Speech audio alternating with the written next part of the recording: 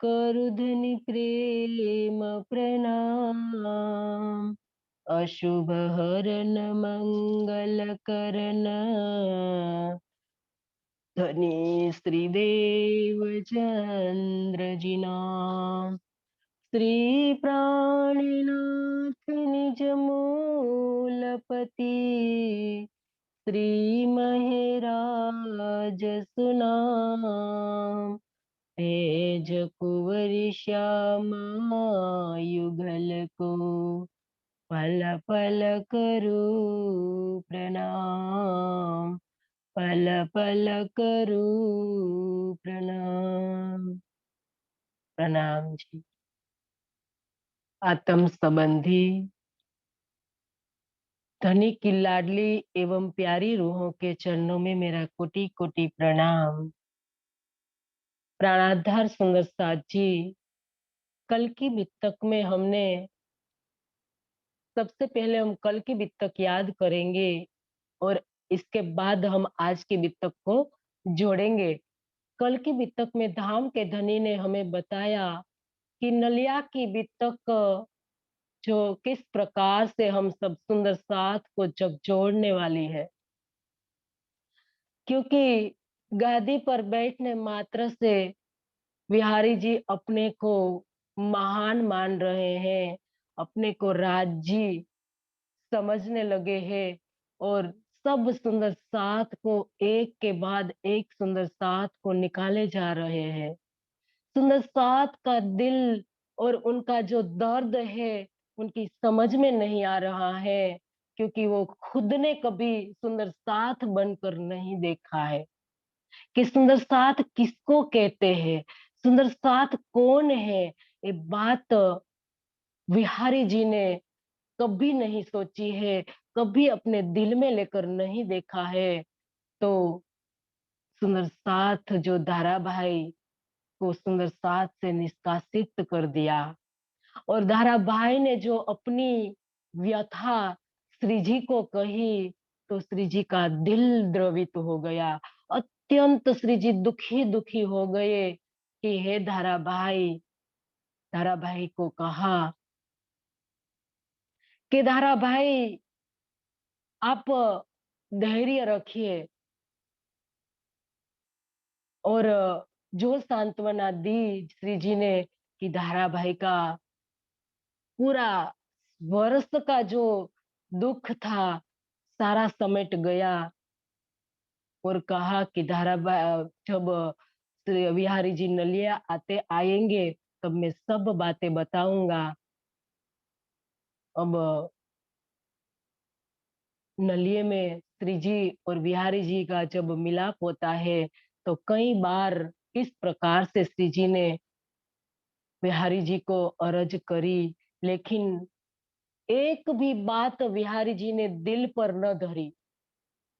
श्री जी ने अपनी ओर से कोई कसर नहीं छोड़ी है सुंदर साथ को शामिल करने के लिए, लेकिन बिहारी जी वो पत्थर है, कभी गलना ही नहीं सीखा है।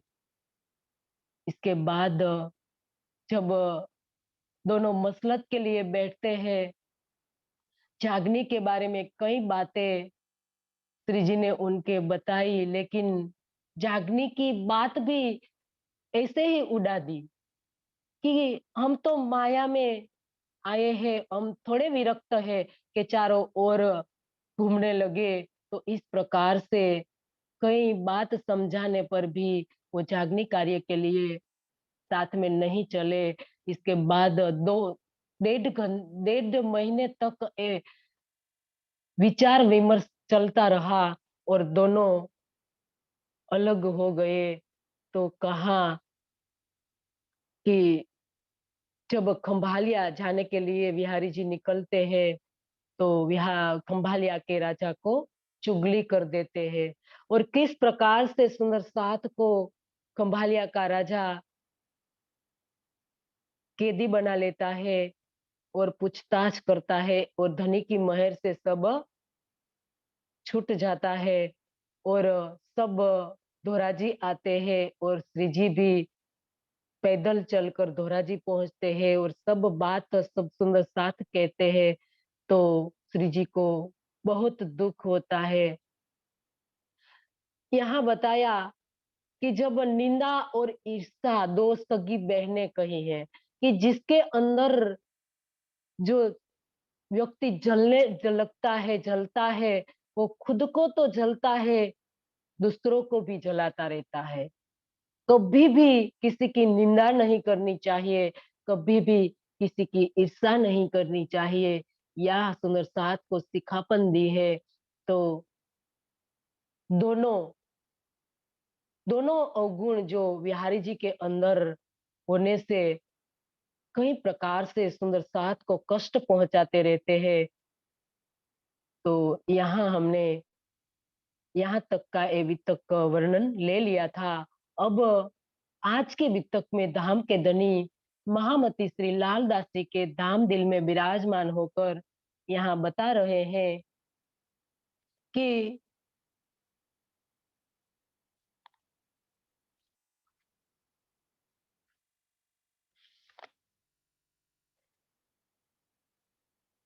तहाँ से सुहाली उतरे फिर आए सूरत, गए सैयदपुर भगवान के मोहनदास के रहे तीत। श्री जी धोराजी आते हैं और वहां एक बाग में सब सुंदर साथ के साथ ठहरते हैं। इसके बाद ये बात प्रेमजी भाई को पता चलती है।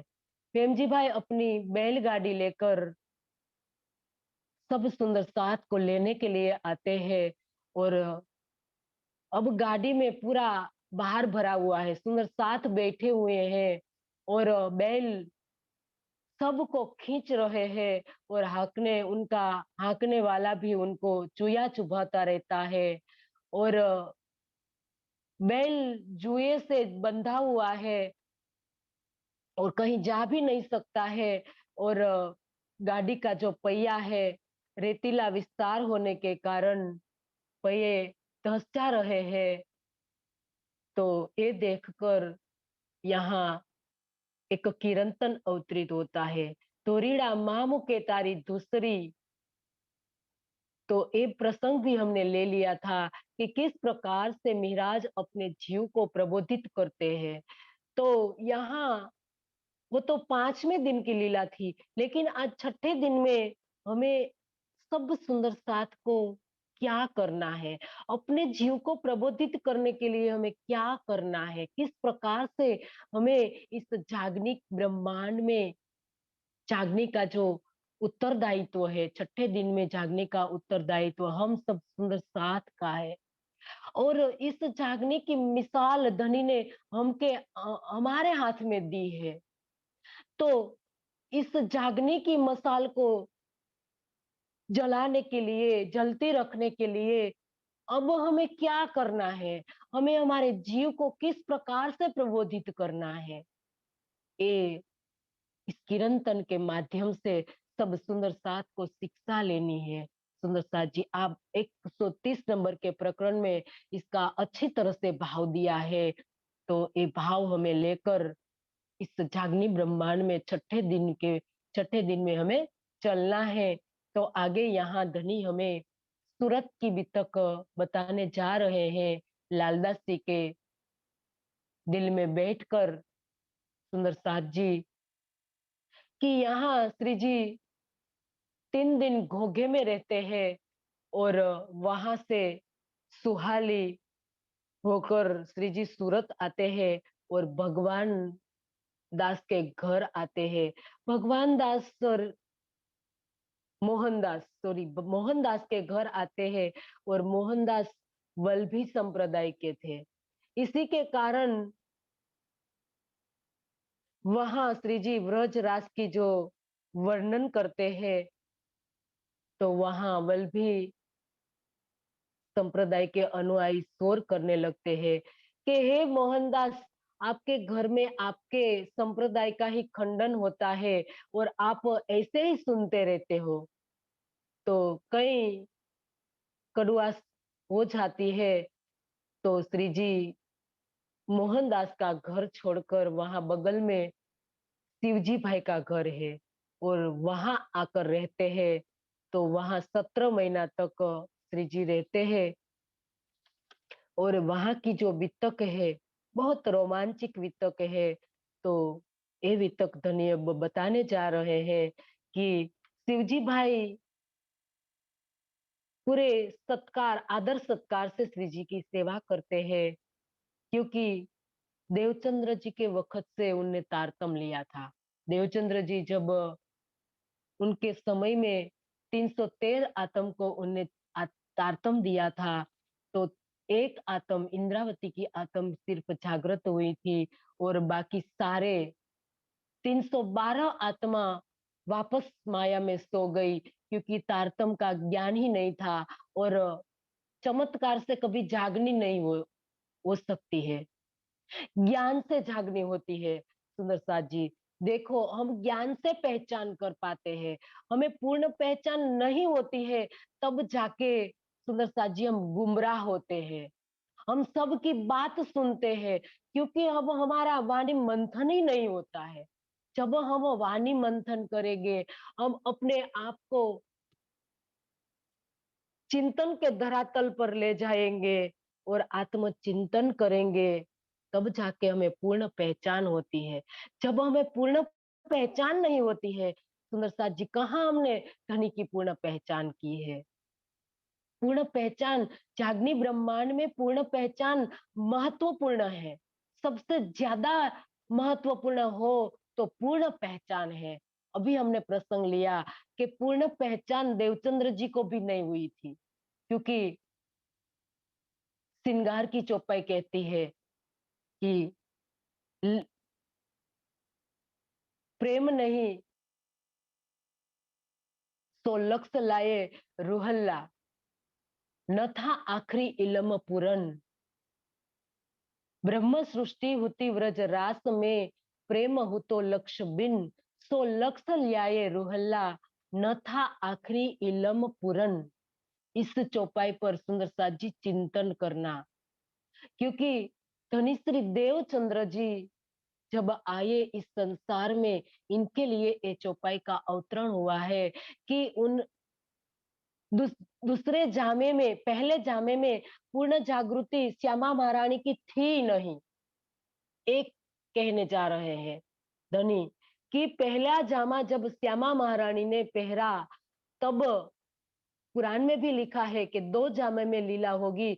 दूसरे पर मुद्दार सोए इमाम मेहंदी जाकी बेसर की बेसुमार, बुझर की बेसुमार।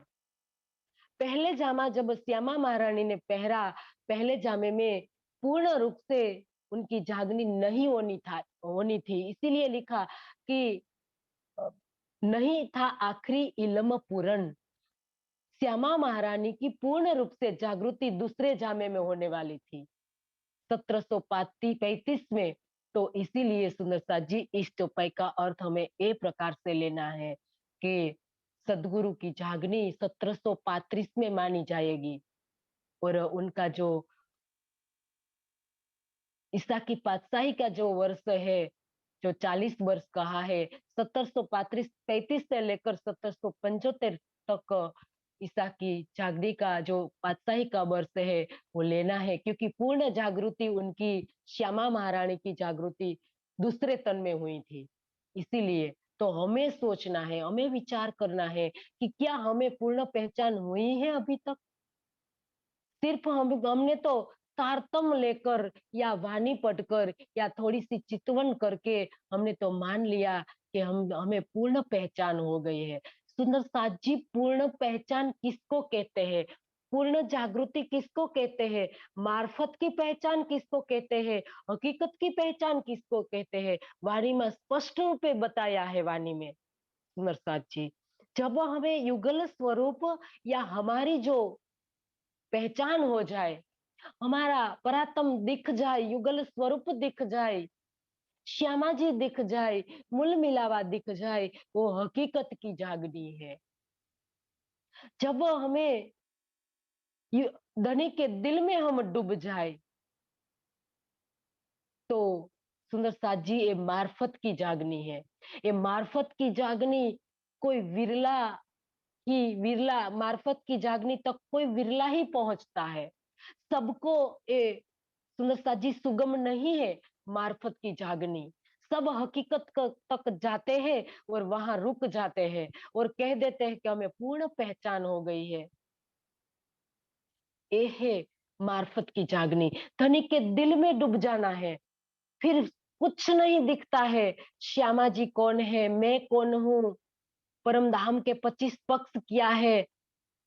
सिर्फ धनी, तू ही तू, तू ही तू, सिर्फ राज जी एक ही बच जाए। सुंदर सा जी, रूह इनके दिल में अपना सब कुछ न्योछावर कर दे, उनके दिल में डूब जाए, तो उनको कहते हैं मार्फत की जागनी। सुंदर साथ जी, ये है मार्फत। यहाँ तक हमें पहुंचना है। और श्यामा जी को भी यहाँ तक पहुंचना था, लेकिन वो नहीं पहुंच पाई थी और बार बार क्वेश्चन करती रहती थी कि कौन करेगा जागनी, इतना बड़ा कार्य धनी जी किनको देने वाले हैं। तो इसके कारण दूसरे जामे में उनकी जागनी हुई थी। सुंदर साथ जी, ऐसा नहीं है कि पांचों शक्ति विराजमान हो गई और उनकी पूर्ण जागृति हो गई। सुंदर साथ जी, ज्ञान से जागृति होती है। एक तो ज्ञान से जागनी होती है, एक हकीकत की जागनी होती है, एक मार्फत की जागनी होती है। अभी हम ज्ञान से जागृत हैं। अभी हमारी जो छठे दिन में जागृति चल रही है ना सुंदर साथ जी, वो ज्ञान से जागृति है। ज्ञान से अब सब हमको पता है, लेकिन हमने हमारा परातम तन देख लिया, हमने युगल स्वरूप को देख लिया, हमने हमारे युगल स्वरूप की लीला को देख लिया, हमें निस्बत देख ली, हमें निस्बत का पता चल गया, हमारी निस्बत क्या है, किसके साथ है, ये सब हमने देख लिया सुंदर साथ जी। तो ये हकीकत की जागनी है। इसके बाद धनी के दिल में जब हम डूब जाए, तो ये मार्फत की जागनी है सुंदर साथ जी। तो ये यहाँ धनी ने बताया कि 313 आत्म जब जागृत हुई, तो इंद्रावती की एक आत्म जागृत हुई, बाकी सब जो माया में वापस डूब गई, क्योंकि आदि का लीला चल रही थी। तो सबने क्या माना कि हमारे जो सदगुरु आए थे, हमारे धाम के धनी आए थे, तो सदगुरु जब चले गए तो उनके साथ हमारे धाम के धनी चले गए। सुंदर साथ जी, ऐसा मान लिया सब सुंदर साथ ने, जो हम मान लेते हैं यहाँ। किसी का कहना कि किसी ने ये कहा, किसी ने वो कहा, हम वाणी में कहाँ देखते हैं। हमें वाणी में देखना है सुंदर साथ जी। वाणी की एक एक चौपाई 3 मोहम्मद के लिए बताई गई है। बसरी मोहम्मद, मलकी मोहम्मद या हकी मोहम्मद, किसके लिए ये चौपाई कही गई है, ये हमें चिंतन करना है सुंदर साथ जी। तब जाके हमें पता चलेगा और हम सब अपने आप समझ जाएंगे, हमें किसी को पूछने की भी जरूरत नहीं पड़ेगी सुंदर साथ जी। और हम गुमराह भी नहीं होते रहेंगे कि क्या किसके बारे में बात की है। सुंदर साथ जी, और ध्यान में डूबिए और चितवन करिए। जब तक हम चितवन में नहीं बैठेंगे, अपने आप वाणी मंथन नहीं करेंगे सुंदर साथ जी, तब तक हम गुमराह होते रहेंगे। तो यहाँ बताया कि देवचंद्र जी ने परख, आत्म परख कर दिया था तारतम। और जो जो ब्रह्मात्मा थी उनको ही तारतम दिया था। तो अब शिवजी भाई को भी देवचंद्र जी ने तारतम दिया था। तो आ गए हैं धनी शिवजी भाई के घर। तो शिवजी भाई और रामजी भाई दोनों भाई है, और दोनों भाई को श्री जी भेजते हैं नौतनपुरी, कि आप दोनों नौतनपुरी जाइए, क्योंकि एहसास कराना है। अब 5वें दिन की लीला शुरू हो गई है, तो सबको मूल स्वरूप के साथ जोड़ना है। क्योंकि सदगुरु के समय में सब तन से जुड़े हुए थे, इसीलिए तन जब गया तो सबने मान लिया कि धाम के धनी चले गए, तो अब 5वें दिन में सबको मूल स्वरूप से जुड़ना है। तो इसीलिए सुंदर साथ जी यहाँ बताया कि उनको जरूरी था बताना, जाना, कहना जरूरी था कि आप वहां देख के आए कि धाम के धनी कहाँ विराजमान है। नौतनपुरी की गद्दी में विराजमान है या श्री जी के दिल में विराजमान है, तो ये बताना था। तो इसीलिए दोनों भाई को भेजते हैं। तो शिवजी भाई धनवान थे, तो 5 सोना मोहर जाकर वो घोड़े लेकर गए और 5 मोहर बिहारी जी के चरणों में रख दी। तो कह दिया बिहारी जी ने कि आप तो परम धाम से आए हैं, क्योंकि वो आगे से पता करवा लेते हैं वो कैसा है, क्या लेकर आया है। तो ये सब आगे से बिहारी जी पता करवा लेते हैं उनके हजूरियों के साथ, सुंदर साथ जी। तो हजूरियों के मतलब माध्यम से सबने बता दिया कि वो लगता है कि बहुत धनवान है, और अंदर आने दिया और 5 सोना मोहर तो बिहारी जी के चरणों में रख दी। तो बहुत खुश हो गए बिहारी जी, और कहा कि आप तो परम धाम के आत्म है, आप निर्मल आत्म है। तो इस प्रकार से कई इसके बाद राम जी भाई आते हैं। तो राम जी भाई बेचारे गरीब थे, ऐसे कपड़े पहने हुए थे, अपने साथ भी कुछ लेकर नहीं आए थे, सिर्फ श्री जी ने जो पत्र दिया था वो लेकर आ गए। आए दरबार में नौतनपुरी, बाहर से ही बिहारी जी ने पता करवा लिया कि कैसा है। तो बताया कि गरीब लगता है। तो बिहारी जी ने कह दिया कि उनको मत आने देना, इस भिखमंगों के लिए धनी का दरबार नहीं है। तो कितने दिनों, 3 दिन तक भूखों बैठे रहे, लेकिन किसी ने भी दया नहीं दर्शाई। कई प्रकार से रामजी भाई आजीजी करते रहे कि मेरा पत्र तो स्वीकार कर लीजिए, जो आप मुझे अंदर नहीं आने देते तो कोई बात नहीं है, लेकिन मेरा पत्र एक बार स्वीकार कर लीजिए। हे धाम के धनी, मुझे धाम के धनी का चरण स्पर्श करना है, तो मुझे अंदर आने दीजिए। लेकिन किसी ने भी अंदर नहीं आने दिया, और रो धोकर राम जी भाई वापस आए। सुंदर साथ जी आज भी चल रहा है। कहाँ आज गरीब सुंदर साथ को रहने की, खाने पीने की तो व्यवस्था जैसे तैसे हो जाती है, सुंदर साथ अपने आप कर लेते हैं, लेकिन उनके रहने की जो व्यवस्था कौन करते हैं?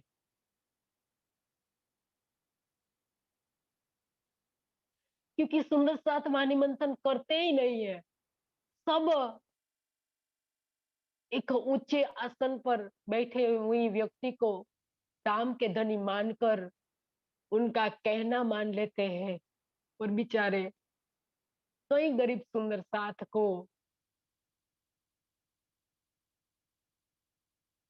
दुख पहुंचता होगा। धनी ने कहा है कि ओलिया लीला दोस्त धनी के चाखे हृदय हक सूरत, लेकिन सुंदर साथ कहाँ इस चौपाई पर चल पाते हैं।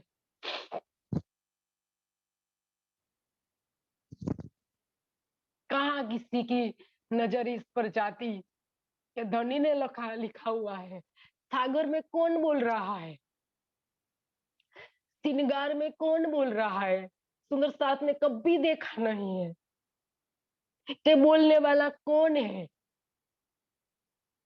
कोई बोल सकता है ऋषि मुनि अवतार, ऐसी बानी कोई बोल सकता है सुंदर साथ जी? कभी धनी की पुकार सुनी होती, कभी इस चौपाई को लिया होता कि ओलिया लीला दोस्त धनी के, कभी कोई सुंदर साथ तन के पीछे नहीं भागते।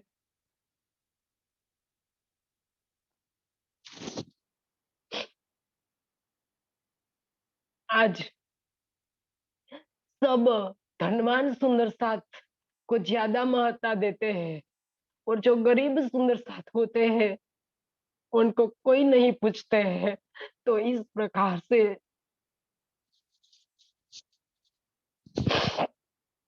आज रामजी भाई की हालत हुई थी तो श्री जी से देखी नहीं गई।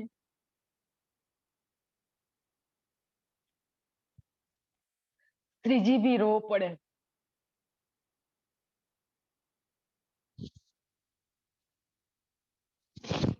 श्री जी ने राम जी भाई को कई प्रकार से सांत्वना दी कि राम जी भाई, मेरी बाहों किसके लिए है, आज आप मेरे बाहों में आ जाए। मेरे दिल में सुंदर साथ जी आज कोई सुंदर साथ में से निष्कासित कर सकते हैं, लेकिन मूल मिलावे में से कौन निष्कासित कर सकते हैं। कनी को भी हुक्म नहीं है सुंदर साथ को भारत झार में से बाहर करने का, क्योंकि एक काम कोई ए न कहियो कि खुदा से ये काम ना होए। एक काम ऐसा है खुदा से भी ना होए, हक से भी ना होए। ऐसी बात वाणी में लिखी है कि मूल मिलावे में से भी धनी ने इच्छा हो भी फिर भी धनी वो मूल मिलावे में से सब सुंदर साथ को नहीं निकाल सकते हैं। तो इस प्रकार से सांत्वना दी कि हे धनी, मूल मिलावे में से कौन निकाल सकता है। आज कोई व्यक्ति के अंदर से कोई निकाल सकता है, सुंदर साथ में से बाहर निकाल सकता है, लेकिन धनी के दिल में मूल मिलावे में जो खिलवत में हम बैठे हैं वहां से हमें कौन निकाल सकता है। इस प्रकार से कई प्रकार की सांत्वना देकर जो रामजी भाई को धैर्य दिया, रामजी भाई को सांत्वना दी और कहा कि हे रामजी भाई, आपको चिंता करने की कोई जरूरत नहीं है। और रामजी भाई ने भी कहा कि हे धाम के धनी, आज से मैं कभी नौतनपुरी नहीं जाऊंगा, क्योंकि हमारी जो स्थान है हमारा, वो तो हमारा दिल है। हमारा श्री जी का दिल के अंदर जो युगल स्वरूप विराजमान है, तो श्री जी हमारे धाम के धनी है। नौतनपुरी के अंदर सिर्फ रूई की गादी हुई है, और रूई की गद्दी में कभी धाम के धनी नहीं रहा करते हैं। धाम के धनी मोमिनों के दिल में है। कहाँ विराजमान है हमारे धाम के धनी? हमारे दिल में। एक ही चौपाई में धनी ने कह दिया कि इन गुनेगारे को और इन गुनेगारे को दिल को अर्श कर बैठे खसम। हमारे दिल में धनी विराजमान है। आडो पटन द्वार और कहिया मोमिन, दिल को आडो पटन द्वार, खोली आंखें समझ की, जो देखती न देखे भरतार। सुंदर साथ जी आज छठे दिन में तो हमारे दिल में आकर धाम के धनी विराजमान हो गए हैं। तो आज छठे दिन में हमें कहाँ धनी को खोज रहे हैं? हमें ये समझना है कि आज हम कहाँ कहाँ धनी को खोज रहे हैं। धनी ने तो कहा शहर से ही हग नजीक, आडो पटन द्वार। हमारी प्राण नली से भी नजीक धनी बैठे हुए हैं, लेकिन आज हम धनी को कहाँ खोज रहे हैं? ये प्रश्न चिन्ह है सुंदर साथ जी। तो ये सब वाणी मंथन से हमें पता चलेगा।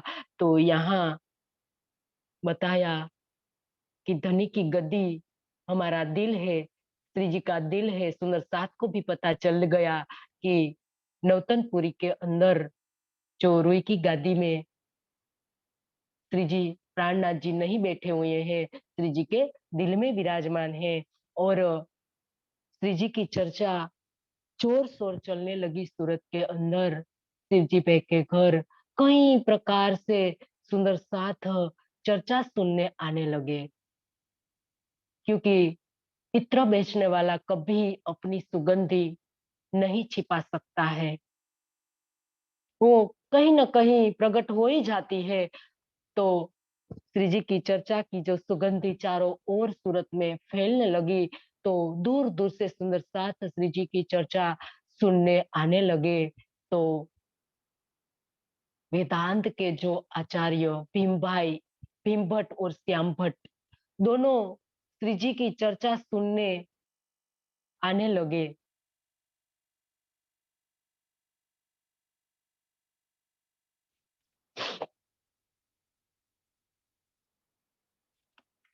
और श्री जी के मुखारविंद से होने वाली चर्चा का शोर सारे सूरत शहर में फैल गया। लोगों की भीड़ बढ़ने लगी। चर्चा का रस लेने के लिए बड़े बड़े विद्वान भी आने लगे, जिनमें से एक है सुंदर साथ जी भीम भट्ट और श्याम भट्ट प्रमुख है। कई विद्वानों आते हैं, लेकिन वो ये दोनों श्याम भाई श्री जी की चर्चा से इतने प्रभावित हो गए, उन्होंने भीम भाई को कहा कि श्री प्राणनाथ जी के वेदांत के उन गुह्यतम रहस्यों को व्यक्त कर रहे हैं, क्योंकि श्री जी की चर्चा सर्वदेशी होती थी। गीता से, भागवत से, कुरान से, सबसे गुह्य गुह्य रहस्य बताते थे श्री जी। कोई एक ग्रंथ पर श्री जी चर्चा नहीं करते थे, सब विषयों को लेकर, सब शास्त्रों को लेकर सुंदर साथ को समझाते हैं। तो देखा दोनों विद्वानों ने के तो सब वेदांत के गुह्य रहस्य भी व्यक्त कर रहे हैं, जिनका आज तक स्पष्टीकरण नहीं हो पाया था। इनके वेदांत के ज्ञान के आगे तो हम कहीं नहीं ठहरते हैं। दोनों सोचने लगे कि हम तो एक ही वेदांत पक्ष का सिर्फ ज्ञान जानते हैं। वेदांत मतलब सुंदर साथ जी, वेदांत का अर्थ है वेद, अध्यात्म के बारे में वेद क्या कहता है, वेद का क्या कहना है। वेद का जो व्याख्यान ग्रंथ है, उपनिषद है, ये सब वेदांत के अंतर्गत आता है सुंदर साथ जी। तो एक पक्ष का ही ज्ञान जानते हैं दोनों विद्वान भीम भाई और श्याम भट्ट। तो विचार करने लगे, तो सोचा कि हम लोग ने तो अब तक अक्षर ब्रह्म के मन के स्वरूप आदि नारायण को ही सब कुछ समझ रखा था। सबने यही मान लिया था कि आदि नारायण यही ओम है और इनको ही परमात्मा कहा गया है। तो सब ये सापनिक मन जो सपनों में देख रहा है, तो ये इनको ही परमात्मा मान लिया था। किंतु ये तो अक्षर ब्रह्म से भी परे अक्षरातीत लीला का वर्णन कर रहे हैं। निश्चित है श्री जी का कथन वेद कतेब के पूर्णतया अनुकूल है, जिसमें हम लोग अभी तक समझ नहीं पाए हैं। आगे बताया कि श्री जी की कृपा दृष्टि से अब भीम भाई की दृष्टि खुल जाती है, उनको सब बातें समझ में आने लगती है। और गुह्य गुह्य जो बातें हैं अक्षर की, और अक्षर से भी परम धाम की कनी जब बात बताते हैं, तो ये बात उनकी समझ में आ गई और उनकी आत्मिक दृष्टि परम धाम का अनुभव करने लगी। फिर क्या हुआ कि प्यासे को गंगोत्री की स्वच्छ जलधारा ही पाने को मिल गई। भीम भाई ने सपरिवार श्री जी के चरणों में तारतम ले लिया। देखो, सबसे पहले वो शंभुनाथ के शिष्य थे, अब श्री जी के चरणों में आ गए। कई कहते हैं कि एक ही गुरु को धारण करना चाहिए, तो सुंदर साथ जी ऐसा नहीं है। गुरु कईयों हो सकते हैं, क्योंकि दत्तात्रेय ने भी 24 गुरु धारण किए थे। अजगर तक, वेश्या तक उन्हें अपना गुरु मान लिया था। गुरु तो कई हो सकते हैं, लेकिन सुंदर साथ जी सदगुरु एक ही है, एक ही होगा। वो भी कोई तन नहीं है। सदगुरु एक अक्षरातीत पार ब्रह्म ही हो सकते हैं। इसके अलावा हम किसी को भी सदगुरु नहीं कह सकते हैं। सदगुरु देवचंद्र जी नहीं है, सदगुरु मिहिराज नहीं है। सदगुरु उनके अंदर लीला करने वाली जो आवेश शक्ति है, ये हमारे सदगुरु है। इनकी पहचान करनी है सुंदर साथ जी हमें। अब 5वें दिन में जो लीला कर रही है, वो छठे दिन में सब सुंदर साथ के दिल में विराजमान हो गई, और इस वाणी में विराजमान हो गई, और साक्षात घुम्मट जी में विराजमान है सुंदर साथ जी। ये हमारे सदगुरु है, इनको हमें सदगुरु मानना है। ये हमारे प्राणनाथ है सुंदर साथ जी। तो यहाँ धनी ने बताया कि शंभुनाथ को चरण को छोड़कर श्री जी के चरणों में तारतम लिया। तत्पश्चात श्याम भाई उस ज्ञान धारा का रसपान किया। दोनों ने अपने पूर्व गुरु सन्यासी जो शंभुनाथ थे उनको छोड़कर अलौकिक ज्ञान के सागर में डूब गए।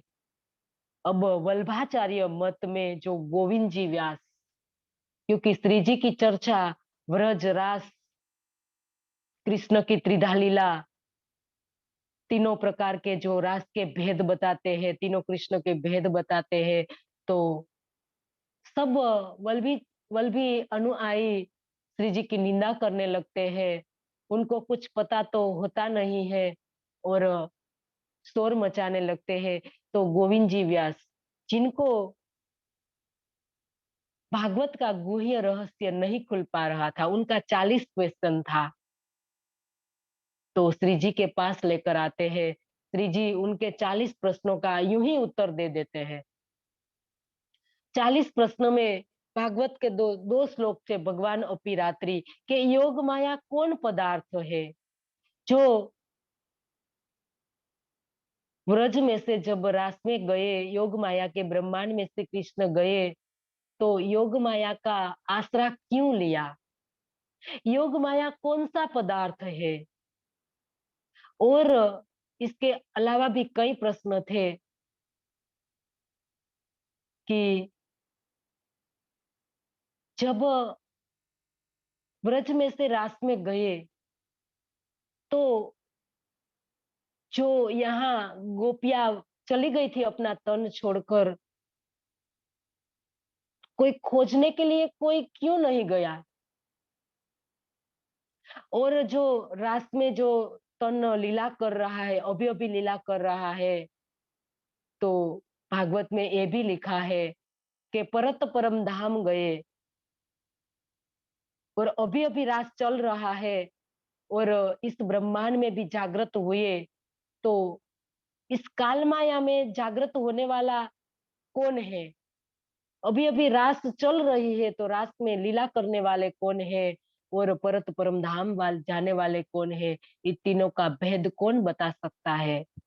तो एक कैसे कई प्रश्न के भेद श्री जी ने खोलकर बता दिए। तो तब गोविंद जी व्यास ने श्री जी के चरणों में तारतम ले लिया।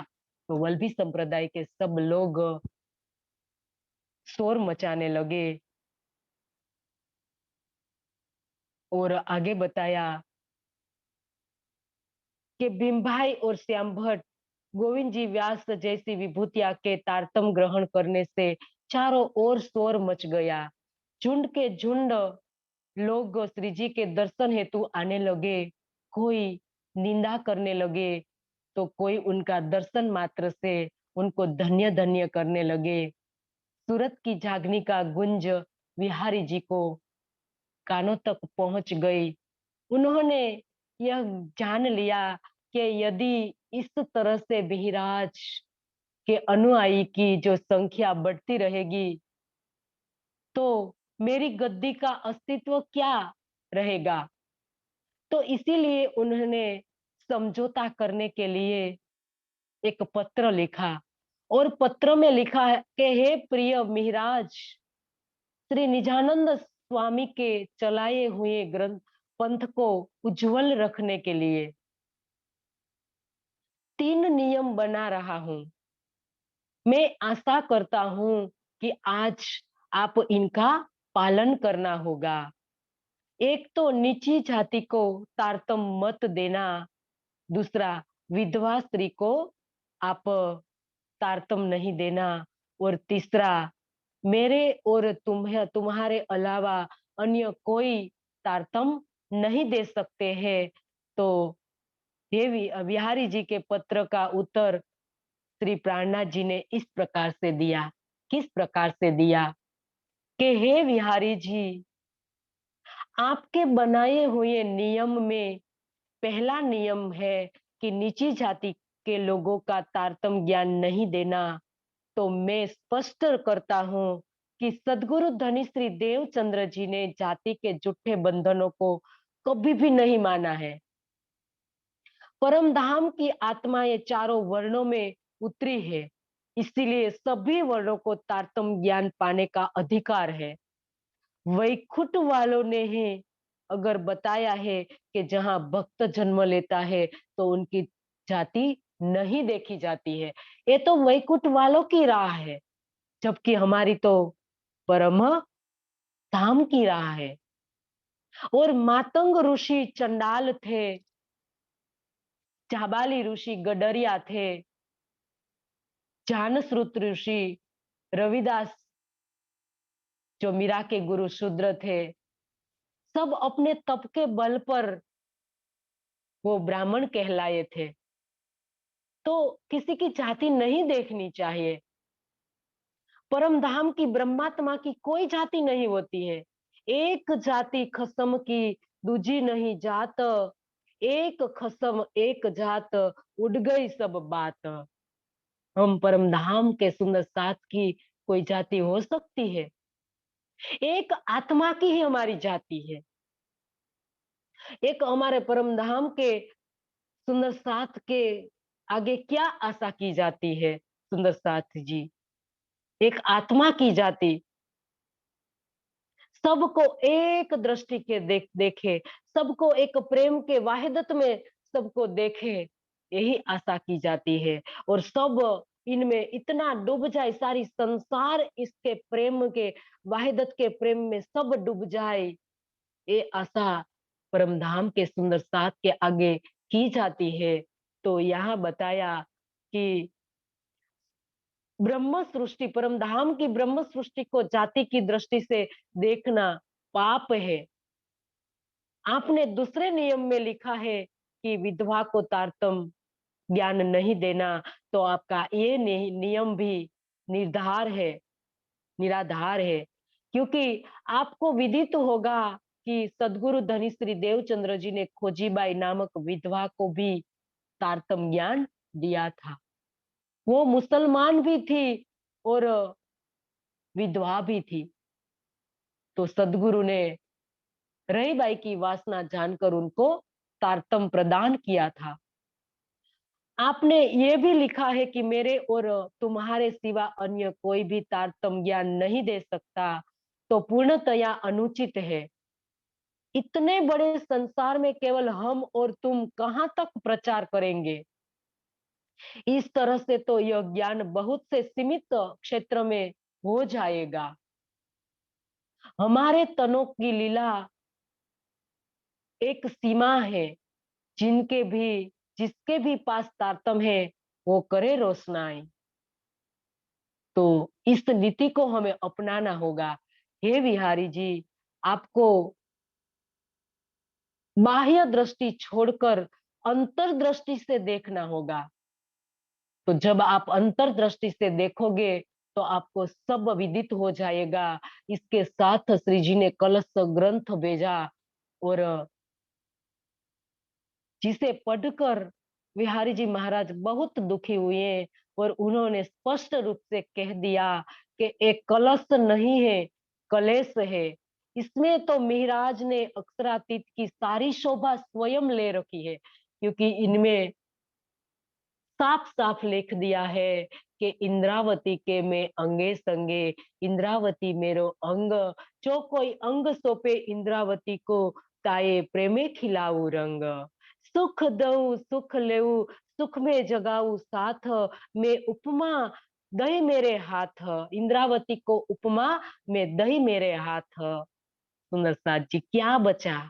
सब तो इंद्रावती को दे दिया धनी ने। तो धनी ने कहा कि इंद्रावती ने मैं इस जागनी ब्रह्मांड की सारी शोभा दे रखी है। सुंदर साथ कहलाएंगे, परमहंस भी कहलाएंगे, लेकिन कोई प्राणनाथ नहीं कहलाएंगे। किसी को भी प्राणनाथ की शोभा नहीं मिलेगी, क्योंकि मैं ये शोभा सिर्फ ने मात्र एक इंद्रावती को दी है। इंद्रावती के अलावा किसी को भी ये शोभा नहीं दी जाएगी। सुंदर साथ जी, आज हमें ये सोचना है, किसको धनी ने दी है प्राणनाथ की शोभा? एक इंद्रावती को अतंत रंग श्याम समागम थयो, साथ भेलो जगावा मैं इंद्रावती को कहियो। ये सब कलश में पढ़ा बिहारी जी ने, तो क्या बचा? सब तो इंद्रावती को दे दिया है। बिहारी जी ने सोचा कि मिहिराज ने तो मेरे बनाए हुए तीनों तीनों नियम में से एक को भी नहीं माना। ये तो मेरी महता को सीधे चुनौती दे रहा है। कलश ग्रंथ से उन्होंने ये बात दर्शा भी दी कि अपनी गद्दी की महिमा सुरक्षित रखने के लिए मिहिराज को सुंदर साथ के समाज में बहिष्कृत करने के सिवाय मेरे पास कोई और कोई चारा नहीं है। तो उनको सुंदर साथ में से बाहर निकाल दिया। मिहिराज, तुम्हारे पास कविताएं बनाने की जो कलाएं हैं, जिसके द्वारा तुम स्वयं को ही अक्षरातीत मानने लगे हो। पत्र में लिखा, बिहारी जी ने दूसरा पत्र लिखा और इनमें यह हकीकत लिखी कि मैं जिसको भी निकालता हूँ उसे तुम अपने में मिला लेते हो। अब मुझसे तुम्हारा कोई भी संबंध नहीं है, तुम्हारी सदगुरु महाराज की गद्दी पर आस्था भी नहीं है। तो इन्हीं कारणों से मैं तुम्हें परमधाम के सुंदर साथ से बहिष्कृत करता हूँ। ये पत्र जब श्री जी के पास पहुंचता है और श्री जी पढ़ते हैं तो बहुत दुखी हो जाते हैं कि इतना शब्द मेरे लिए बिहारी जी ने लिखा है कि कोई कोई ब्रह्म सृष्टि को कोई ऐसा कहते हैं क्या? तो इस प्रकार से श्री जी का उदास चेहरा देखकर सुंदर साथ को भी लगने लगा कि बिहारी जी ने कुछ कहा है। तो सुंदर साथ सब मिलते हैं, सुंदर सूरत के सुंदर साथ सब विचार विमर्श करते हैं और कहते हैं कि हे सुंदर साथ जी, आज हमें तय करना है कि युगल स्वरूप हमारे जो धनी श्री देवचंद्र जी की बैठक कहाँ पर है। श्री प्राणनाथ जी देवचंद्र जी नहीं है, श्री प्राणनाथ जी मिहिराज नहीं है, श्री प्राणनाथ जी बिहारी जी नहीं है, श्री प्राणनाथ जी कौन है? आज हमें ये तय करना है। सब सुंदर साथ मिलकर कहते हैं कि आज किसी ने जो कोई जागृत हुआ है, कोई सुंदर साथ, तो श्री श्री जी के मुखारविंद की चर्चा को सुनकर जागृत हुआ है। आज कभी बिहारी जी ने किसी को भी चर्चा नहीं सुनाई है और किसी को जागृत नहीं किया है, तो हमारे युगल स्वरूप श्री जी के धाम दिल में विराजमान है। श्री जी ही प्राणनाथ जी है। जागनी ब्रह्मांड के अंदर श्री जी ही प्राणनाथ जी है। तो आज हमें ये तय करना है। तो सब सुंदर साथ चर्चा करके तय करते हैं और श्री जी को कहते हैं कि हे श्री जी, आज से आपको जागनी का उत्तरदायित्व आपको ले लेना है। आपके सिर सिर ले लो और ये धनी का हुक्म समझो। धनी ने ही आपको आदेश दिया है कि आज से आप पूर्ण रूप से जागनी का उत्तरदायित्व आपके सिर ले लो। और श्री जी ने तब जागनी का उत्तरदायित्व अपने सिर ले लिया और पत्र लिखा बिहारी जी को कि हे बिहारी जी, आज से मैं मेरे सुंदर साथ की जागने का उत्तरदायित्व मैं ले लेता हूँ और मैं कोई भी कार्य जो मेरे स्वार्थ के लिए करूंगा तो मेरा कोई भी कार्य सिद्ध नहीं होगा और मैं अपने सुंदर साथ के लिए मैं मर मिटूंगा और इनकी जागने के लिए मैं जो भी कार्य करूंगा तो मेरा अवश्य सफल होगा। तो आज से मैं कभी नौतनपुरी नहीं आऊंगा और आज से मैं जागने का कार्य सूरत से मैं शुरू करता हूँ। तो तब से सुंदर साथ जी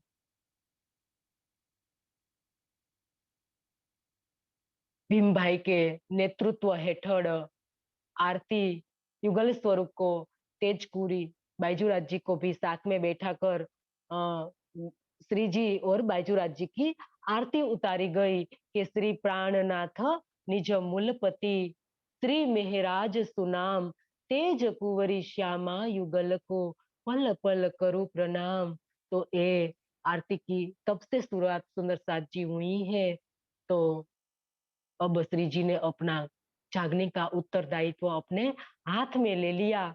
और एक बीच में एक प्रसंग सुंदर साथ जी जो गोवर्धन भाई का प्रसंग था कि श्री जी ने जब घोषणा की कि जो लूल्हा पांगला साथ इंद्रावती ना छोड़े तिनको हाथ पहुंचावे पकड़ के हाथ, एक घोषणा की थी सुंदर साथ को जब विहारी जी निकाल देते थे और सब सुंदर साथ को देख कर श्री जी ने जब घोषणा की थी कि आज से मैं जो असहाय लूला पांगला मतलब के सुंदर साथ जी जो असहाय है, जिसको समाज से जो बहिष्कृत है, नीची जाति के जो सुंदर साथ है, धन से असहाय है, एवं ऐसे सब सुंदर साथ की को मैं मेरे साथ रखूंगा और सबको मैं साथ में लेकर चलूंगा। तो एक घोषणा जब की सुंदर साथ जी, तब दूसरे दिन गोवर्धन भाई अब्बासी बंदर से अपना धन लेकर सुंदर साथ के साथ शामिल हो गए, श्री जी के चरणों में शामिल हो गए। देखो सुंदर साथ जी, ये है घोषणा, ये है निश्चय, दृढ़ निश्चय किया था श्री जी ने। तो आज छठे दिन में हमें ये सोचना है, आज जागने की मसाल हमारे हाथ में है। आज हम अगर दृढ़ संकल्प करके जब जागनी कार्य करेंगे तो सब उत्तरदायित्व धाम के धनी संभालेंगे। हमें सिर्फ निश्चय करना है जागने का, तो आगे का धन की व्यवस्था, सब व्यवस्था हमारे धाम के धनी करेंगे। देखो धाम के धनी ने दूसरे दिन अब्बासी से गोवर्धन भाई को भेज दिया, क्योंकि आज जागने का कार्य ले लिया है तो धन की जरूरत पड़ेगी। तो धन गोवर्धन भाई लेकर आ गए और सुंदर साथ में शामिल हो गए और हमेशा के लिए साथ में शामिल हो गए। और वहां से सुंदर साथ जी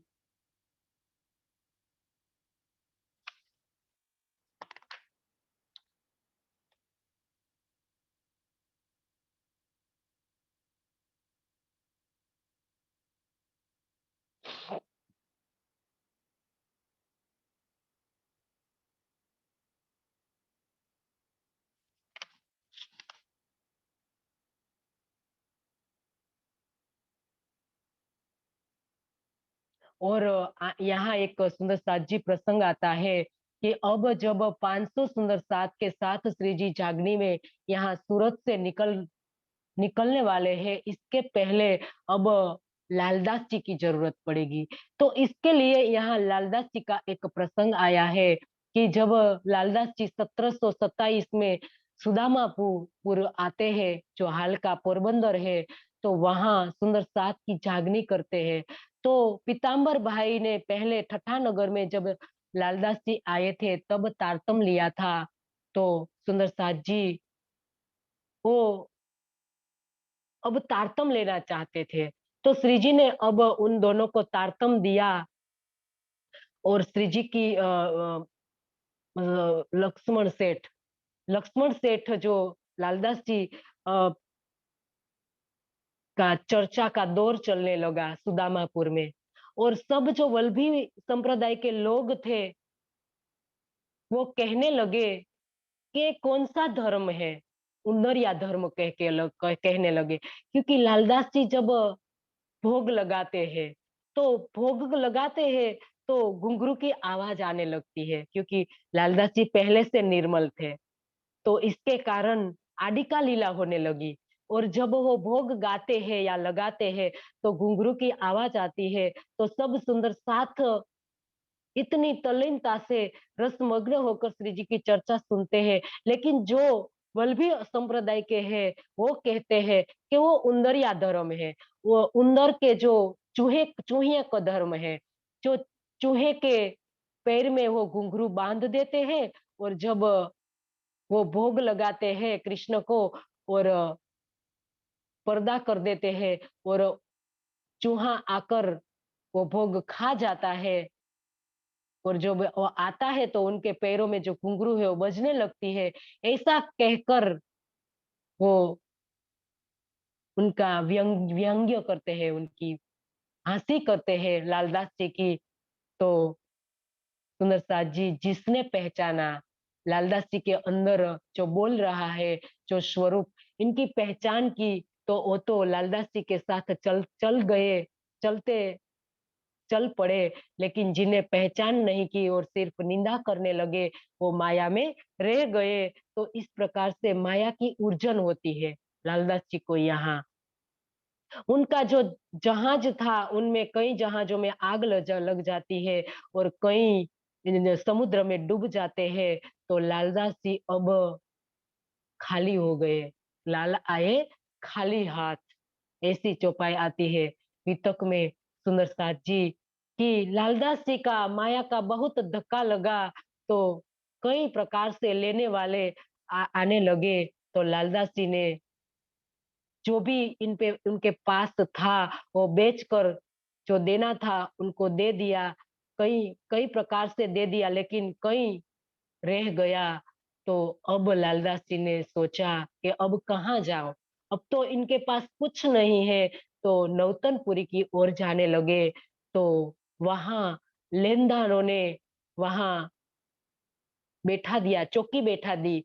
तो उनको नौतनपुरी नहीं जाने दिया क्योंकि लालदास जी ने प्रण ले लिया कि मैं जब तक नौतनपुरी जाकर नौतनपुरी जाकर बिहारी जी के चरणों में प्रणाम नहीं करूंगा, तब तक अन्न ग्रहण नहीं करूंगा। तो इस प्रकार से नौतनपुरी गए। तो वहां उनको जाने ही नहीं दिया क्योंकि मूल स्वरूप का हुक्म ही नहीं था नौतनपुरी जाने का। तो इसीलिए वहां उनके दुश्मनों बैठ गए थे कि एक बार जो वो नौतनपुरी चला जाएगा तो वो तो विरक्त हो जाएगा, तो हमारा जो रुपया है वो हमें नहीं मिल पाएगा। तो वो सूरत जाने के लिए वो मजबूर हो गए और वहां वो 15 दिन तक गोगा रहते हैं। और इसके बाद सूरत सुहाली होकर सूरत पहुंचते हैं और सूरत श्री जी के चरणों में आते हैं। और श्री जी के चरणों में आकर श्री जी उनको देखकर इतना आनंदित होते हैं, प्रसन्न होते हैं और सबको भोजन आरोगने के लिए कहते हैं। तब लालदास जी कहते हैं कि मेरे को प्रण है, मैं नौतनपुरी जाकर जब बिहारी जी को प्रणाम नहीं कर लेता तब तक मैं अन्न नहीं ग्रहण करूंगा। तब जाके श्री जी ने कहा कि तुम्हारा प्रण पूरा हो गया, तुम सुंदर साथ की जमात में आ गए हो। सुंदर साथ जी कभी नहीं कहा श्री जी ने, इनके स्वरूप की पहचान कभी नहीं दी, लेकिन आज लालदास जी को पहली बार कहा कि आज आप मूल मिलावे में सुंदर साथ की जमात में आ गए हो। अब यहाँ आगे की कहूँ लाल लाल आगे की कहूँ जो झगड़े की बुनियाद, लालदास जी ने यहाँ अपना किस्सा भी वर्णित किया और कहा कि दोनों स्वरूप ने जो विवाद का जो नींव थी यहाँ से हुई थी। तो कहा कि संसार में दो विचारधाराएं हैं, एक सत्य को लेकर चलती है और एक असत्य को लेकर चलती है। जहाँ श्री जी की ब्रह्मवाणी के प्रकाश करने के लिए ब्रह्मवाणी युगल स्वरूप की पहचान कराते हैं श्री जी और सबको सत्य सत्य की पहचान कराते हैं। जहां बिहारी जी को अपनी गद्दी का बार बार डर लगता है कि श्री जी मेरी गद्दी मिहिराज मेरी गद्दी ले जाएगा। तो इस प्रकार से यहाँ दोनों के बीच में दरार पड़ जाती है। तो यहाँ लिखा है कि देवचंद्र जी के दो पुत्र कहे गए, एक नजरी और एक नस्ली पुत्र। तो नजरी पुत्र मतलब सुंदर साथ जी कुरान में भी एक प्रसंग आया है कि यहिया के जिकरिया के जो पुत्र यहिया उन्हें दिन को आगे बढ़ाया। जिकरिया मतलब देवचंद्र जी और यहिया श्री जी के जिसने धर्म को आगे बढ़ाया है। तो नजरी पुत्र देवचंद्र जी का त्रिजी है और नस्ली पुत्र यानी कि जो चाहेरी गद्दी जो बिहारी जी को मिली है तो ये उनका नस्ली पुत्र है। और नजरी पुत्र जो बातूनी गद्दी श्री जी की जो मिली है श्री जी को तो ये नजरी पुत्र उनको कहा गया है। तो यहाँ से दोनों के बीच में नाद बिंदु में भंग कहा है। जो नलिया से जब निकले तो दोनों के बीच के अंदर जो दरार पड़ गई है लेकिन किसी ने जाहिर नहीं की है। श्री जी के मन में भी हो गया था कि श्री जी के बिहारी जी के अंदर आत्म तो है लेकिन धामधनी की उनके ऊपर कृपा नहीं है। तो जिसके कारण सुंदर साथ को परेशान करते रहते हैं। लेकिन ये अवगुण एक पल के लिए आया था तो श्री जी ने तब ही दूर कर दिया था कि वो मेरे सदगुरु की गद्दी पर बैठे हुए हैं और तो इसके कारण मेरे को आत्म की दृष्टि से उनको देखना चाहिए। तो इस ऐसा कहकर उनके अंदर जो अवगुण आया था वो निकाल दिया था। लेकिन वहां से ही सुंदर साथ जी नाद और बिंदु दोनों के अंदर भेद बताए गए थे। तो इसी प्रकार से यहाँ बताया सुंदर साथ जी के दो विचारधाराएं संसार में चल रही है